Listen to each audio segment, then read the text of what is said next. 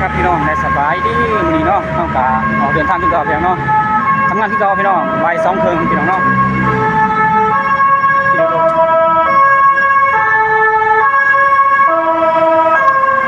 คนบาดเจ็บบาดยังมันบกออกไปเขาไปพี่น้องเนาะมันก็คือว่าเนี่ยพี่น้องทุกเมื่อเด้อเดี๋ยวอุบัติเหตุพี่น้องอาจจะเป็นมื้อนี้เฮาหรือว่ามื้ออื่นหรือว่าเสีย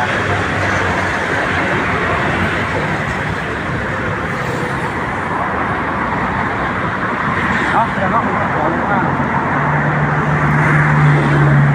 ระวังพี่น้องทำมันโอ้ยรถอะไรเสียวพี่น้องเอ้าเดี๋ยวคลิปหน้าพี่น้องเนาะพอจะเปลี่ยนตะแกรงใหม่เลยพี่น้องเพราะว่าร้านเป็นตะแกรงใหม่พี่น้องร้านก็ได้จะกำลังแดนบัสอยู่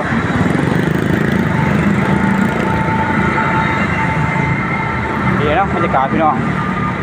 อย่าลืมเลยพี่น้องฝากกดไลค์กดแชร์พี่น้องเจอคลิปหน้าพี่น้องนี่ฮอนห่านเนี่ยพี่น้องเดี๋ยวสีผ้าไปรับชมบรรยากาศอีกเท่าเดิมเพียงเนาะบ๊ายบายครับเจอคลิปหน้าครับพี่น้อง